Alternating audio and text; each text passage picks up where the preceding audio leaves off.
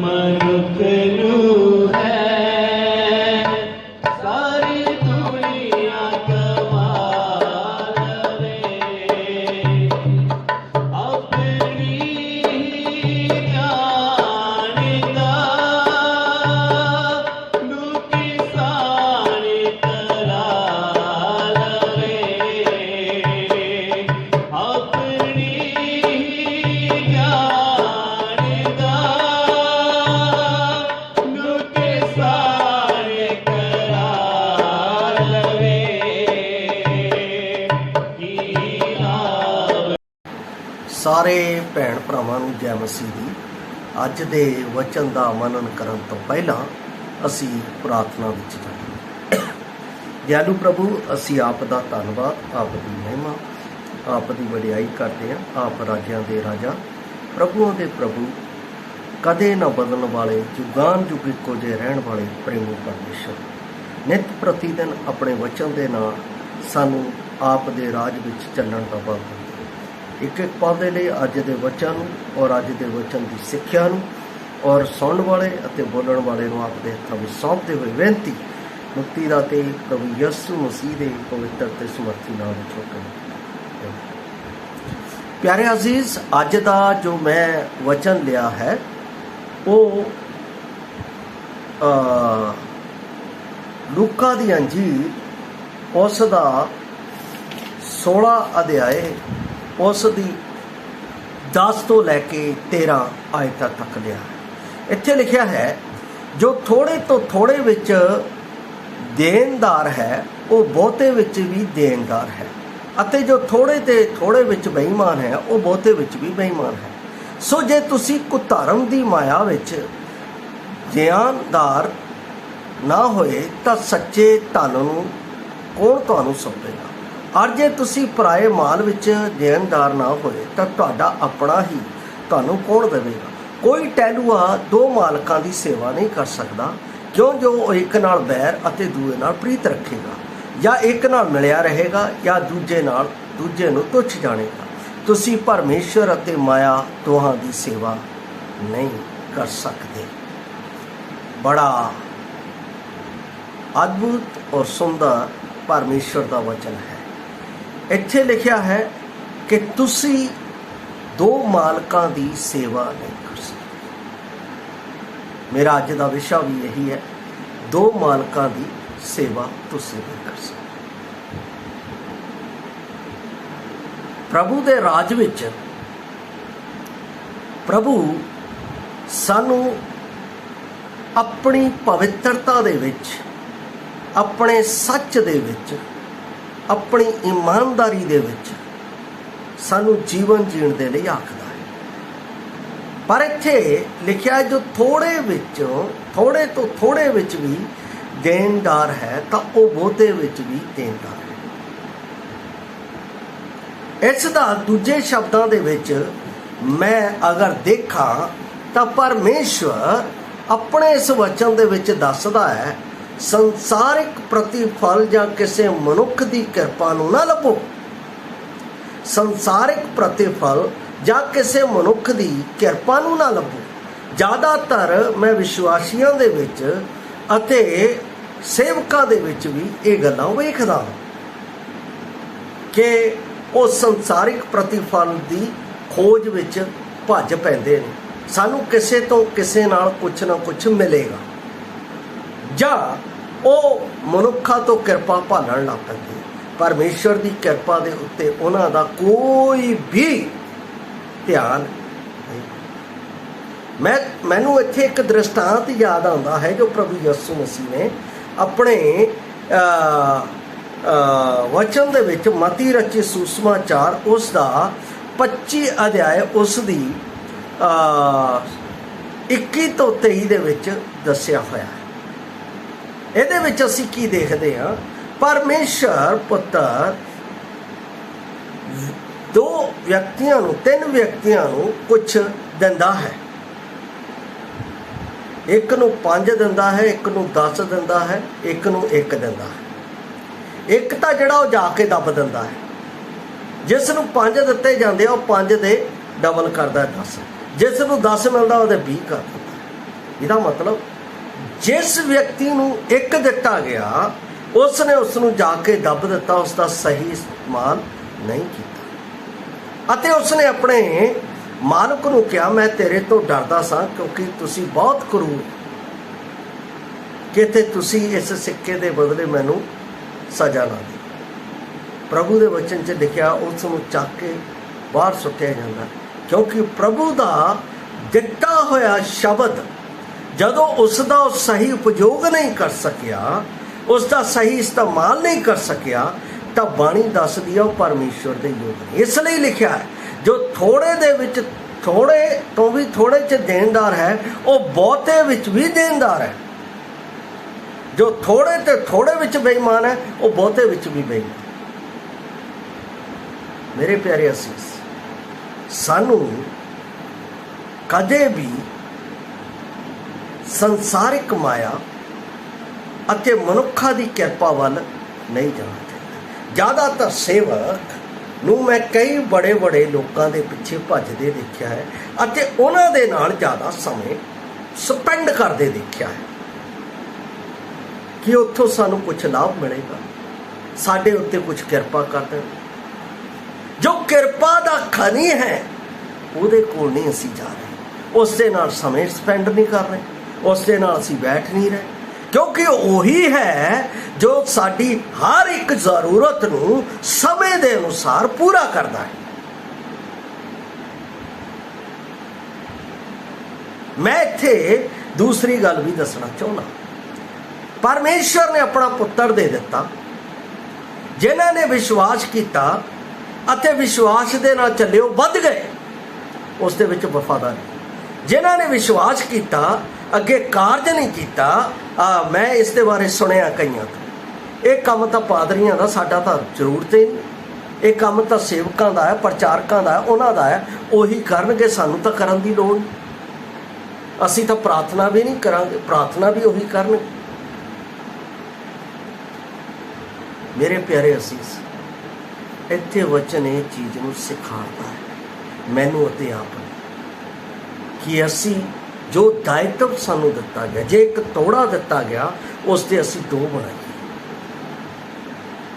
ਜੇ 5 ਦਿੱਤੇ ਗਏ ਆ ਤਾਂ ਉਸ ਦੇ ਅਸੀਂ 10 ਬਣਾਈਏ, ਜੇ ਸਾਨੂੰ 10 ਦਿੱਤੇ ਗਏ ਆ ਤਾਂ ਅਸੀਂ ਉਸ ਦੇ 20 ਬਣਾਈਏ। ਮਤਲਬ ਇਹ ਪ੍ਰਭੂ ਦਾ ਵਚਨ ਮੈਨੂੰ ਤੇ ਆਪ ਨੂੰ ਦਿੱਤਾ ਗਿਆ, ਇਸ ਦਾ ਅਸੀਂ ਇਸਤੇਮਾਲ ਕਰੀਏ। ਇਸ ਨੂੰ ਅਸੀਂ ਪੇਟੀਆਂ ਦੇ ਵਿੱਚ ਨਾ ਰੱਖੀਏ, ਇਸ ਨੂੰ ਅਸੀਂ ਅਲਮਾਰੀਆਂ ਦੇ ਉੱਤੇ ਨਾ ਰੱਖੀਏ, ਇਸ ਨੂੰ ਅਸੀਂ ਕੱਪੜੇ ਵਿੱਚ ਲਪੇਟ ਕੇ ਨਾ ਰੱਖੀਏ, ਇਸ ਨੂੰ ਅਸੀਂ ਕਿਸੇ ਆਪਣਾ ਗੁਪਤ ਜਗ੍ਹਾ ਦੇ ਉੱਤੇ ਨਾ ਰੱਖੀਏ। ਇਸ ਦਾ ਸਹੀ ਇਸਤੇਮਾਲ ਆਪਣੇ ਜੀਵਨ ਦੇ ਵਿੱਚ ਕਰੀਏ, ਉਹਦੀ ਭਗਤੀ ਦੇ ਲਈ। ਪਰਮੇਸ਼ਵਰ ਨੇ ਆਪਣਾ ਪੁੱਤਰ ਦਿੱਤਾ ਇਸ ਧਰਤੀ ਦੇ ਵਿੱਚ, ਉਸਨੇ ਪਰਮੇਸ਼ਵਰ ਦੇ ਦਿੱਤੇ ਹੋਏ ਕਾਰਜ ਨੂੰ ਕਾਲਵਰੀ ਕਰੂਸ ਦੇ ਉੱਤੇ ਅੰਜਾਮ ਦਿੱਤਾ ਪਾਪੀ ਮਨੁੱਖ ਜਾਤੀ ਦੇ ਲਈ। ਉਹ ਪਾਪੀ ਮਨੁੱਖ ਜਾਤੀ ਦੇ ਲਈ ਇਸ ਧਰਤੀ ਦੇ ਉੱਤੇ ਆ ਕੇ ਪਰਮੇਸ਼ਵਰ ਦੇ ਦਿੱਤੇ ਹੋਏ ਪਗਚਨਾਂ ਦੇ ਉੱਤੇ ਚੱਲਿਆ ਅਤੇ ਉਸ ਨੇ ਆਪਣੀ ਜਾਨ ਦਾ ਸਰਫਾ ਨਾ ਕੀਤਾ, ਉਸ ਨੂੰ ਕਾਲਵਰੀ ਕਰੂਸ ਦੇ ਉੱਤੇ ਡਾਲ ਦਿੱਤਾ। ਉਹ ਮਾਰਿਆ ਗਿਆ, ਦਫਨ ਕੀਤਾ ਗਿਆ ਅਤੇ ਮੁਰਦਿਆਂ ਵਿੱਚੋਂ ਜੀ ਉੱਠਿਆ। ਅੱਜ ਧਰਤੀ ਦੇ ਵਿੱਚ ਹਰ ਇੱਕ ਪਾਪੀ ਮਨੁੱਖ ਨੂੰ ਉਹਨਾਂ ਦੇ ਪਾਪਾਂ ਦੀ ਮੁਆਫੀ ਦੇਣ ਦੇ ਲਈ ਸਰਬਦਾ ਜਿਉਂਦਾ ਹੈ ਅਤੇ ਉਹ ਬਹੁਤਿਆਂ ਨੂੰ ਆਪਣੇ ਵੱਲ ਖਿੱਚ ਲੈ ਆਇਆ। ਪਰਮੇਸ਼ਵਰ ਦੇ ਪੁੱਤਰ ਨੇ ਇੱਕ ਕੰਮ ਕੀਤਾ ਕੱਲ, ਔਰ ਬਹੁਤਿਆਂ ਨੂੰ ਮੌਤ ਤੋਂ ਬਚਾਉਣ ਦੇ ਲਈ ਆਪਣੇ ਵੱਲ ਖਿੱਚ ਲੈ ਆਇਆ ਕਿ ਉਹ ਪਰਮੇਸ਼ਵਰ ਦੀ ਇਬਾਦਤ ਕਰੇ। ਥੋੜੇ 'ਚ ਵੀ ਵਫਾਦਾਰ, ਤੇ ਅਸੀਂ ਭਾਲਦੇ ਰਹਿੰਦੇ ਹਾਂ ਸਾਨੂੰ ਇਸ ਤਰ੍ਹਾਂ ਹੋ ਜਾਏਗਾ, ਸਾਡੇ ਜੀਵਨ 'ਚ ਆਹ ਹੋ ਜਾਏਗਾ। ਕਈ ਲੋਕ ਤਾਂ ਮੈਂ ਇਹ ਦੇਖਿਆ, ਇੱਕ ਵਾਰ ਮੇਰੇ ਕੋਲ ਇੱਕ ਭਾਈ ਆਇਆ, ਕਹਿੰਦਾ ਬ੍ਰਦਰ ਜੀ ਇਹ ਜਿਹੜੀ ਆਪਣਾ ਪ੍ਰਾਰਥਨਾ ਹੈ ਬਿਮਾਰਾਂ ਦੇ ਲਈ ਜਾਂ ਭੂਤਾਂ ਦੇ ਲਈ ਜਾਂ ਕਿਸੇ ਹੋਰ ਦੇ ਲਈ, ਉਹ ਸਾਨੂੰ ਨਹੀਂ ਕਰਨੀ ਚਾਹੀਦੀ, ਉਹ ਜਿਹੜਾ ਪਰਮੇਸ਼ਵਰ ਦਾ ਦਾਸ ਨਹੀਂ ਕੀਤਾ ਗਿਆ ਉਹਨੂੰ ਕਰਨੀ ਚਾਹੀਦੀ। ਮੈਂ ਕਿਹਾ ਬਾਈਬਲ 'ਚ ਤਾਂ ਇਸ ਤਰ੍ਹਾਂ ਕਿਤੇ ਲਿਖਿਆ ਨਹੀਂ। ਬਾਈਬਲ 'ਚ ਤਾਂ ਲਿਖਿਆ ਹੈ ਤੁਸੀਂ ਪ੍ਰਾਰਥਨਾ ਕਰੋ, ਉਹਦੀ ਖੁਸ਼ਖਬਰੀ ਨੂੰ ਵੰਡੋ, ਪ੍ਰਚਾਰ ਕਰੋ। ਮੈਂ ਤਾਂ ਕਿਤੇ ਇਸ ਤਰ੍ਹਾਂ ਨਹੀਂ ਪੜ੍ਹਿਆ ਹੈ ਕਿ ਸਿਰਫ ਉਹਨਾਂ ਨੂੰ ਇਖਤਿਆਰ ਦਿੱਤਾ ਗਿਆ। ਪਿਆਰੇ ਅਜ਼ੀਜ਼, ਜੇ ਪ੍ਰਭੂ ਯਿਸੂ ਮਸੀਹ ਤੁਹਾਡੇ ਵਿੱਚ ਜ਼ਿੰਦਾ ਹੈ ਤਾਂ ਤੁਹਾਡੇ ਵਿੱਚ ਜ਼ਿੰਦਾ ਕੰਮ ਹੋਣਗੇ। ਔਰ ਬਾਣੀ ਦੇ ਵਿੱਚ ਲਿਖਿਆ ਹੈ, ਧਰਮੀ ਜਨ ਨੂੰ, ਵਿਸ਼ਵਾਸੀ ਨੂੰ ਦੁਸ਼ਟ ਛੂ ਨਹੀਂ ਸਕਦਾ, ਕਿਉਂਕਿ ਉਸ ਨੂੰ ਪਰਮੇਸ਼ਰ ਪੁੱਤਰ ਨੇ ਆਪਣੇ ਲਹੂ ਨਾਲ ਮੁੱਲ ਖਰੀਦਿਆ ਹੈ। ਫਿਰ ਤੁਸੀਂ ਕਿਉਂ ਡਰਦੇ ਹੋ? ਮੈਂ ਆਪਣੇ ਵਿਸ਼ਵਾਸੀਆਂ ਨੂੰ ਇਹੀ ਕਹਿਣਾ ਹਾਂ, ਤੁਸੀਂ ਪ੍ਰਾਰਥਨਾ ਕਰੋ ਔਰ ਮੈਨੂੰ ਦੱਸ ਦਿਓ, ਮੈਂ ਵੀ ਪ੍ਰਾਰਥਨਾ ਕਰਾਂਗਾ। ਸਾਨੂੰ ਪਤਾ ਹੈ ਜੇ ਹੱਥ ਦੇ ਨਾਲ ਹੱਥ ਮਿਲ ਜਾਏ ਤਾਂ ਪ੍ਰਾਰਥਨਾ ਸ਼ਕਤੀਸ਼ਾਲੀ ਹੋ ਜਾਂਦੀ ਹੈ। ਪਰ ਤੁਹਾਡੀ ਪ੍ਰਾਰਥਨਾ ਵੀ ਸ਼ਕਤੀਸ਼ਾਲੀ ਹੈ, ਕਿਉਂਕਿ ਤੁਸੀਂ ਸਰਬ ਸ਼ਕਤੀਮਾਨ ਪ੍ਰਭੂ ਯਿਸੂ ਮਸੀਹ ਦੇ ਚੇਲੇ ਹੋ। ਔਰ ਪ੍ਰਭੂ ਯਿਸੂ ਮਸੀਹ ਦੇ ਵਿੱਚ ਜੋ ਪ੍ਰਾਰਥਨਾ ਤੁਸੀਂ ਇਮਾਨਦਾਰੀ ਦੇ ਨਾਲ, ਸੱਚਾਈ ਦੇ ਨਾਲ, ਪ੍ਰੇਮ ਦੇ ਨਾਲ ਉਸ ਦੇ ਸਨਮੁਖ ਕਰਦੇ ਹੋ, ਉਹ ਉਸ ਨੂੰ ਸੁਣ ਕੇ ਉਸ ਦਾ ਪ੍ਰਤੀਉੱਤਰ ਦਿੰਦਾ। ਤੁਹਾਡੀ ਪ੍ਰਾਰਥਨਾ ਅਕਰਤ ਪ੍ਰਾਰਥਨਾ, ਹਰ ਇੱਕ ਦੀ ਪ੍ਰਾਰਥਨਾ ਨੂੰ ਪਰਮੇਸ਼ਰ ਸੁਣਦਾ ਹੈ, ਉਸ ਦੇ ਉੱਤੇ ਧਿਆਨ ਦਿੰਦਾ ਹੈ। ਸਾਨੂੰ ਇਸ ਤਰ੍ਹਾਂ ਨਹੀਂ ਕਰਨਾ ਚਾਹੀਦਾ ਕਿ ਹਾਂ ਸਪੈਸ਼ਲ। ਕਈ ਵਾਰ ਇਸ ਤਰ੍ਹਾਂ ਅਸੀਂ ਕਰਕੇ ਕਈ ਪ੍ਰਚਾਰਕਾਂ ਨੂੰ ਸਿਰ ਤੇ ਚੜਾ ਦਿੰਦੇ ਆ ਤੇ ਉਸ ਤੋਂ ਬਾਅਦ ਅਸੀਂ ਉਹਨਾਂ ਤੋਂ ਦੁਖੀ ਹੋ ਜਾਂਦੇ ਹਾਂ। ਕਿਉਂਕਿ ਮੈਂ ਬਹੁਤ ਸਾਰੇ ਅਜਿਹੇ ਵਿਸ਼ਵਾਸੀਆਂ ਨੂੰ ਮਿਲਦਾ ਹਾਂ ਜਿਹੜੇ ਸੇਵਕਾਂ ਤੋਂ ਦੁਖੀ ਹੋ ਚੁੱਕੇ ਹਨ। ਪਰ ਮੈਂ ਆਪ ਨੂੰ ਇਹ ਚਾਹੁੰਦਾ ਹਾਂ ਕਿ ਜੋ ਜੋ ਤੋੜਾ ਪ੍ਰਭੂ ਨੇ ਆਪ ਨੂੰ ਦਿੱਤਾ ਹੈ, ਜੋ ਜੋ ਭਾਗ ਆਪ ਨੂੰ ਦਿੱਤਾ ਹੈ, ਉਸ ਦੇ ਪ੍ਰਤੀ ਤੁਸੀਂ ਵਫਾਦਾਰ ਰਹੋ। ਕਿਉਂਕਿ ਪ੍ਰਭੂ ਆਪਣੇ ਦਿਨ ਦੇ ਵਿੱਚ ਜਦੋਂ ਨਿਆਂ ਦੇ ਲਈ ਆਵੇਗਾ ਤਾਂ ਉਹ ਆਪਣਾ ਪ੍ਰਤੀਫਲ, ਜੋ ਅਸੀਂ ਕੀਤਾ ਹੈ, ਉਸ ਦਾ ਪ੍ਰਤੀਫਲ ਅਸੀਂ ਇਸ ਤੋਂ ਲਵਾਂਗੇ। ਇਸ ਲਈ ਬਾਣੀ ਦੇ ਵਿੱਚ ਜਦੋਂ ਮੈਂ ਪੜ੍ਹਦਾ ਹਾਂ ਇਸ ਵਚਨ ਦੇ ਅਨੁਸਾਰ, ਤਾਂ ਮੈਨੂੰ ਇਹ ਚੀਜ਼ ਜ਼ਰੂਰ ਮਿਲਦੀ ਹੈ ਕਿ ਸੰਸਾਰਿਕ ਪ੍ਰਤੀਫਲ ਜਾਂ ਕਿਸੇ ਮਨੁੱਖ ਦੀ ਕਿਰਪਾ ਤੋਂ ਤੁਸੀਂ ਕੋਈ ਲਾਭ ਨਾ ਲਵੋ। ਕਈ ਲੋਕ ਕੀ ਕਰਦੇ ਆ, ਜਾਂਦੇ ਆ ਕਿਸੇ ਘਰ ਦੇ ਵਿੱਚ, ਹਾਂ ਅੱਜ ਇੱਥੇ ਪ੍ਰਾਰਥਨਾ ਕਰਾਂਗੇ, ਵਚਨ ਦੇਵਾਂਗੇ, ਬਹੁਤ ਵੱਡੀਆਂ ਪ੍ਰਾਰਥਨਾਵਾਂ ਕਰਦੇ ਆ, ਲੰਬੀਆਂ ਪ੍ਰਾਰਥਨਾ ਕਰਦੇ ਆ ਕਿ ਕੁਝ ਸਾਨੂੰ ਇੱਥੋਂ ਮਿਲੇਗਾ। ਜਦੋਂ ਨਹੀਂ ਮਿਲਦਾ ਹੈ ਤਾਂ ਉਹ ਉਹਨਾਂ ਦੀ ਬੁਰਾਈ ਕਰਦੇ ਨਹੀਂ ਹਟਦੇ। ਕਿੰਨੀ ਗਲਤ ਗੱਲ ਹੈ, ਕਿੰਨਾ ਗਲਤ ਵਿਚਾਰ ਹੈ। ਪਰਮੇਸ਼ਰ ਦੇ ਵਚਨ ਤੇ ਇਸ ਤਰ੍ਹਾਂ ਨਹੀਂ ਲਿਖਿਆ ਹੈ। ਪਰਮੇਸ਼ਰ ਦੇ ਵਚਨ 'ਚ ਲਿਖਿਆ ਹੈ, ਸੋ ਤੁਸੀਂ ਕੁਧਰਮ ਦੀ ਮਾਇਆ ਅਤੇ ਦੇਣਦਾਰ ਨਾ ਹੋਵੋ, ਸੱਚਾ ਧਨ ਤੁਹਾਨੂੰ ਕੌਣ ਸੌਂਪੇਗਾ। ਫਿਰ ਤੁਹਾਨੂੰ ਕੋਈ ਵੀ ਆਪਣਾ ਸੇਵਾ ਜਾਂ ਕੋਈ ਵੀ ਤੁਹਾਨੂੰ ਆਪਣੇ ਕੋਲ ਨਹੀਂ ਲਵੇਗਾ। ਫਿਰ ਇੱਥੋਂ ਤੱਕ ਕਿ ਪਰਮੇਸ਼ਰ ਵੀ ਤੁਹਾਨੂੰ ਆਪਣੇ ਕੋਲ ਨਹੀਂ ਲਵੇਗਾ। ਆਪਣੇ ਜੀਵਨ ਦੇ ਵਿੱਚ ਜੋ ਪਰਮੇਸ਼ਰ ਨੇ ਮੇਰੇ ਲਈ ਕੰਮ ਕੀਤਾ ਹੈ, ਉਸ ਦੇ ਪ੍ਰਤੀ ਵਫਾਦਾਰ। ਤੁਹਾਡੇ ਮਨ ਦੇ ਵਿੱਚ ਜੋ ਆਉਂਦਾ ਹੈ ਕਿ ਮੈਂ ਉਸ ਭਾਈ ਦੇ ਲਈ ਇਸ ਤਰ੍ਹਾਂ ਕਰਨਾ ਹੈ, ਮੈਂ ਉਸ ਭੈਣ ਦੇ ਲਈ ਇਸ ਤਰ੍ਹਾਂ ਕਰਨਾ ਹੈ, ਮੇਰੇ ਜੀਵਨ ਦੇ ਵਿੱਚ ਬੋਝ ਹੈ, ਉਸ ਨੂੰ ਕਰਨ ਤੋਂ ਕਦੇ ਪਿੱਛੇ ਨਾ ਹਟੋ। ਕਿਉਂਕਿ ਪਰਮੇਸ਼ਵਰ ਨੇ ਤੁਹਾਨੂੰ ਉਹ ਤੋੜਾ ਦਿੱਤਾ ਹੈ ਇਹ ਕੰਮ ਕਰਨ ਦੇ ਲਈ, ਕਰਨਾ ਹੈ, ਉਸ ਤੋਂ ਪਿੱਛੇ ਨਹੀਂ ਹਟੋ। ਜੇ ਤੁਸੀਂ ਵਚਨ ਦੀ ਸੇਵਾ ਨਹੀਂ ਕਰ ਸਕਦੇ ਤਾਂ ਦੂਸਰਿਆਂ ਦੀ ਤੁਸੀਂ ਭੌਤਿਕ ਰੀਤੀ ਦੇ ਨਾਲ, ਪੈਸਿਆਂ ਦੇ ਨਾਲ, ਭਲਾਈ ਦੇ ਨਾਲ ਉਹਨਾਂ ਨਾਲ ਜਾ ਕੇ ਉਹਨਾਂ ਦੀ ਮਦਦ ਕਰ ਸਕਦੇ। ਪਰਮੇਸ਼ਰ ਦਾ ਵਚਨ ਇਹ ਸਿਖਾਉਂਦਾ ਹੈ। ਪਰ ਉਹਦੇ ਤੋਂ ਤੁਸੀਂ ਫਲ ਦੀ ਆਸ ਨਾ ਰੱਖੋ। ਮਨੁੱਖਾਂ ਦੀ ਕਿਰਪਾ ਵੱਲ ਨਾ ਦੇਖੋ, ਉਹਦੀ ਕਿਰਪਾ ਵੱਲ ਦੇਖੋ ਜਿਸ ਕਿਰਪਾ ਦੇ ਵਿੱਚ ਸਾਨੂੰ ਉਸਨੇ ਬਹੁਤ ਵੱਡਾ ਰਿਵਾਰਡ, ਬਹੁਤ ਵੱਡਾ ਇਨਾਮ ਮੇਰੇ ਅਤੇ ਆਪ ਦੇ ਲਈ ਰੱਖਿਆ। ਇਸੇ ਕਰਕੇ ਪੌਲੁਸ ਇਸ ਧਰਤੀ ਦੇ ਰਿਵਾਰਡ ਦੀ ਨਹੀਂ, ਇਸ ਧਰਤੀ ਦੇ ਆਦਰ ਦੀ ਨਹੀਂ, ਇਸ ਧਰਤੀ ਦੇ ਸਨਮਾਨ ਦੀ ਨਹੀਂ, ਉੱਪਰਲੇ ਇਨਾਮ ਦੀ, ਉੱਪਰਲੇ ਆਦਰ ਦੀ, ਉੱਪਰਲੇ ਪਰਮੇਸ਼ਰ ਦੇ ਦਿੱਤੇ ਹੋਏ ਪ੍ਰੇਮ ਦੀ ਚਾਹਤ ਦੇ ਵਿੱਚ ਭੱਜਾ ਜਾ ਰਿਹਾ ਹੈ। ਉਹ ਆਪਣੇ ਵਚਨ ਦੇ ਵਿੱਚ ਕਰਨਾ। ਇਸ ਕਰਕੇ ਅੰਤਿਮ ਗੱਲ ਦੇ ਵਿੱਚ ਮੈਂ ਜਾ ਰਿਹਾ, ਕਹਿੰਦਾ ਹੈ ਕੋਈ ਵੀ ਟਹਿਲੂਆ ਦੋ ਮਾਲਕਾਂ ਦੀ ਟਹਿਲ ਨਹੀਂ ਕਰ ਸਕਦਾ। ਕਈ ਲੋਕ ਅਲੱਗ-ਅਲੱਗ ਚਰਚਾਂ ਦੇ ਵਿੱਚ ਜਾਂਦੇ ਆ, ਉਸ ਚਰਚ 'ਚ ਸੁਣ ਕੇ ਇਸ ਚਰਚ ਦੇ ਵਿੱਚ ਬੁਰਾਈ ਕਰਦੇ ਆ, ਇਸ ਚਰਚ 'ਚ ਜਾ ਕੇ ਉਸ ਚਰਚ ਦੀ ਬੁਰਾਈ ਕਰਦੇ। ਮੇਰੇ ਭਾਈ, ਜੇ ਤੁਸੀਂ, ਮੇਰੇ ਭੈਣ, ਜੇ ਤੁਸੀਂ ਇਸ ਤਰ੍ਹਾਂ ਦਾ ਕੰਮ ਕਰ ਰਹੇ ਹੋ ਤਾਂ ਬੰਦ ਕਰ ਦਿਓ।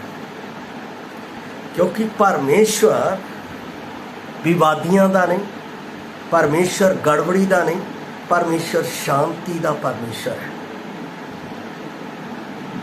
परमेश्वर ने सानू बुराई दे लिए नहीं सद्या, अच्छाई दे लिए सद्या है, प्रेम दे लिए सद्या है। असी ओहदे वल जाना, इसलिए वो कहता है तुसी माया, तुसी परमेश्वर अते माया दोहां दी सेवा नहीं। तुसी सोचदे हो कि असी किसी सेवक नूं माया दे के उसनूं खुश कर देवांगे, संगत दे विच नहीं जावांगे। बड़ी गलत गल है। अजिहे लोग ये ना सोचण कि सानू प्रभु दे कोलों फल मिल जाएगा या वो सेवक साडे जीवन दे लई घर तो प्रार्थना करता है। गलत गल है, गलत गल है। परमेश्वर दे घर दे विच जाना, उसकी सेवा करनी, तन अते मन अते धन दे नाल करनी, ताकि परमेश्वर का प्रतिफल मेरे जीवन दे विच उसके ठहराए हुए समय ते मिले। परमेश्वर ने ये योगदान दिता है। मैनू इन्ना समा हो गया, मैनू बहुत सारे लोग जानते हैं, बहुत सारे लोगों ने मैनू अपनियां प्रॉपर्टियां दित्तियां, भाजी तुसी अपने कोल रख लो, साडे अपना घर दे विच आह माहौल है इस तरह। मैं उन्होंने कहता नहीं, मैनू इस सेवा का दायित्व, मैनू वचन की सेवा दी गई है, मैं उस सेवा दे विच रहना। ये काम तुहाडा है, तुसी अपने घर दे विच करो, थानू दिता गया है। इसका लेखा परमेश्वर ने थातों ही लेना है, मेरे तो। जिस काम दे लई मैनू प्रभु ने चुनिया है, जिस काम दे लई प्रभु ने मैनू ठहराया, मैं वही काम करना है। मैं इस काम नू नहीं कर सकता। कई लोग मेरे को अपना इस तरह, मेरे को है, मैं नहीं कहता नहीं, पर उन्होंने जदों आते सेंत मीत नाल दे दी। क्यों? क्योंकि एक दिन प्रभु ने मेरे को आके उसका रिकॉर्ड लिया। इत्थे चर्च है, चर्च दे विच भी जो भी हिसाब हुंदा है चंदे, वो उसके बैंक अकाउंट दे विच जमा कर अपने को, क्योंकि परमेश्वर ने साडे लई अपने हाथ तैयार किए हुए हैं। चाहे वो किसी भी जगह तो, चाहे वो असैंबली दे विच है, चाहे साडे हिंदुस्तान दे विच है, चाहे बाहर है, उन्हें साडे लई, साडी पिरत पाल दे लई, सानू अगे लैके चलण दे लई अपने हाथ तैयार रखे। वो कदे भी धर्मी नूं छड्डदा नहीं, कदे भी धर्मी, बाणी दे विच लिखिया है, धर्मी अगर अपनी रोटी वगदे पानी च रख देवे तां भी उहनूं चुक के मुड़ खावेगा, क्योंकि परमेश्वर उसनूं कदे भी भुखा नहीं रहना। कहंदा शेर दे बच्चे भुखे रह जाणगे, पर यहोवा दे तालब जिहड़े तुसी विश्वासी लोग हो, वो कदे भी भुखे नहीं रहना। इहदा मतलब परमेश्वर ने हर एक दा प्रावधान किया है। एलिया नबी भज के कैदरोन नाले दे कोल छुप गया, क्योंकि एलिजाबेथ ने कहा सी कि मैं उसनूं मार देना, उसने हलकारे घल दिते सी उसनूं मारन दे लई, तां वो जाके उत्थे लुक गया अते उसने परमेश्वर दे अगे क्या मैं ही कला रह गया, हुण मैं भुखा मरन जा रहा। परमेश्वर ने उसके जीवन के लिए पहाड़ी कौआं का भोजन के नाल इस्तेमाल किया। वो भोजन लिया के एलिया नूं दिते सी अते वो खांदा सी। मेरे प्यारे अजीज, धर्मी नूं कदे भी परमेश्वर किते, उसके लिए परमेश्वर ने हर जगह इंतजाम किया है। जदों 3.5 साल अकाल पै गया, उस समय भी परमेश्वर ने एलिया दे लिए एक विडो, एक विधवा का घर दिता, जिथे उसने एक जिसनों असीं कहने आ मटका, उस दे विच आटा, सेर आटा अते छोटी तेल की कुप्पी, वो खत्म नहीं हो रही। परमेश्वर ने हर एक दे लिए, पर इत्थे जो गल लिखी है, कोई मनुख दो मालकां की सेवा, या तो तुसी माया के पिछे भज लो या परमेश्वर। प्रभु यसु मसीह ने भी अपने फरीसिया ने जदों पूछा, उसने कहा इहदे ते जे कैसर की मोहर है तो कैसर का कैसर नूं दिओ, परमेश्वर का परमेश्वर। असी दो मालकां की सेवा नहीं कर सकते। ਬਾਈਬਲ ਦੇ ਵਿੱਚ ਲਿਖਿਆ ਹੈ ਜਿਹੜਾ ਮਾਇਆ ਨੂੰ ਲੋਚਦਾ ਹੈ, ਜਿਹੜਾ ਮਾਇਆ ਦੇ ਪਿੱਛੇ ਜਾਂਦਾ ਹੈ, ਉਹ ਮਾਇਆ ਦੇ ਅਨੇਕ ਗਮਾਂ ਦੇ ਦੁੱਖਾਂ ਦੇ ਵਿੱਚ ਘੁੱਸ ਜਾਂਦਾ ਹੈ ਅਤੇ ਨਸ਼ਟ ਹੋ ਜਾਂਦਾ। ਮੈਂ ਆਪ ਦੇ ਲਈ ਪੜ੍ਹ ਰਿਹਾ ਹਾਂ ਪਹਿਲਾ ਤਿਮੋਥੀਅਸ 6 ਅਧਿਆਇ ਉਸ ਦੀ 10 ਹੈ। ਕਿਉਂ ਜੋ ਮਾਇਆ ਦਾ ਲੋਭ ਹਰ ਪ੍ਰਕਾਰ ਦੀਆਂ ਬੁਰਾਈਆਂ ਦੀ ਜੜ ਹੈ ਅਤੇ ਕਈ ਲੋਕ ਉਸ ਨੂੰ ਲੋਚਦਿਆਂ ਨੇਚਾ ਮਤਲਬ ਵਿਸ਼ਵਾਸੀ ਨੇਚਾ ਦੇ ਰਾਹੋਂ ਕੁੱਖ ਗਏ ਅਤੇ ਆਪਣੇ ਆਪ ਨੂੰ ਅਨੇਕ ਗਮਾਂ ਦੇ ਤੀਰਾਂ ਨਾਲ ਬਿੰਨਿਆ। ਇਸ ਲਈ ਮੇਰੇ ਪਿਆਰੇ ਅਸੀਸ, ਪਰਮੇਸ਼ਵਰ ਨੇ ਆਪ ਨੂੰ ਆਪਣੇ ਸਵਰਗੀ ਰਾਜ ਦੇ ਲਈ ਚੁਣਿਆ ਹੈ, ਆਪਣੇ ਪੁੱਤਰ ਪ੍ਰਭੂ ਯਿਸੂ ਮਸੀਹ ਦੇ ਨਾਲ। ਉਸ ਦੀ ਇਸ ਧਰਤੀ ਤੇ ਜਦ ਤੱਕ ਉਹ ਨਹੀਂ ਆਉਂਦਾ, ਇਮਾਨਦਾਰੀ ਅਤੇ ਵਫਾਦਾਰੀ ਅਤੇ ਸੱਚਾਈ ਦੇ ਨਾਲ ਉਸ ਦੀ ਭਗਤੀ ਕਰਦੇ ਰਹੋ। ਔਰ ਜੇ ਤੁਸੀਂ ਸੋਚਦੇ ਆ ਸਾਨੂੰ ਰੁਪਏ ਦੀ ਲੋੜ ਹੈ, ਨੀਡ ਦੀ, ਪੈਸੇ ਦੀ ਲੋੜ ਹੈ, ਕੁਛ ਲੋੜ ਹੈ, ਬਾਈਬਲ ਦੇ ਵਿੱਚ ਇੱਕ ਗੱਲ ਲਿਖੀ ਆ, ਉਹ ਮੈਂ ਹਮੇਸ਼ਾ ਆਪਣੇ ਦਿਲ ਦੇ ਵਿੱਚ ਰੱਖਦਾ। ਲਿਖਿਆ ਹੈ ਮਤੀ ਦੀ ਅੰਜੀਲ 6:33 ਦੇ ਵਿੱਚ, ਪਹਿਲਾਂ ਤੁਸੀਂ ਉਹਦੇ ਧਰਮ ਅਤੇ ਰਾਜ ਦੀ ਖੋਜ ਕਰੋ।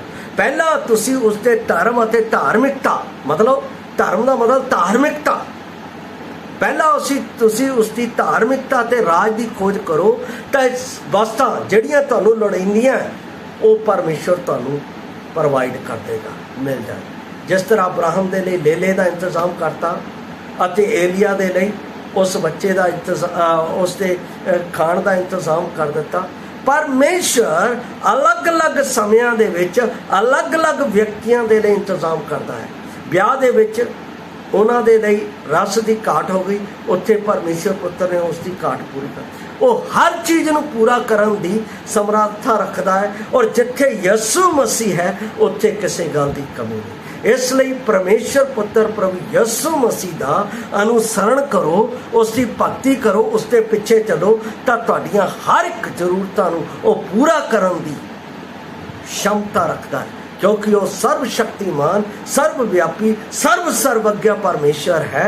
ਉਸ ਨੇ ਕਿਹਾ ਹੈ, ਮੈਨੂੰ ਅਤੇ ਆਪ ਨੂੰ, ਮੈਂ ਤੁਹਾਨੂੰ ਨਾ ਕਦੇ ਛੱਡਾਂਗਾ ਨਾ ਕਦੇ ਤਿਆਗਾਂਗਾ, ਮੈਂ ਤੁਹਾਡਾ ਪਰਮੇਸ਼ਰ ਜੋ ਹਾਂ, ਯੁਗਾਂ ਦੇ ਅੰਤ ਤੱਕ ਸदैव ਮੈਂ ਤੁਹਾਡੇ ਨਾਲ ਹਾਂ। ਕਿੰਨਾ ਵੱਡਾ ਵਾਅਦਾ ਪਰਮੇਸ਼ਰ ਨੇ ਦਿੱਤਾ ਹੈ, ਉਹ ਸਾਨੂੰ ਕਦੇ ਛੱਡਦਾ ਨਹੀਂ, ਕਦੇ ਤਿਆਗਦਾ ਨਹੀਂ। ਭਾਵੇਂ ਅਸੀਂ ਕਿਹੋ ਜਿਹੇ ਹਾਲਾਤਾਂ ਦੇ ਵਿੱਚ ਵੀ ਹੋਈਏ, ਉਹ ਸਾਡੇ ਨਾਲ ਵਫਾਦਾਰ, ਅਸੀਂ ਉਸ ਦੇ ਵਿੱਚ ਵਫਾਦਾਰ ਬਣੇ ਰਹੀਏ।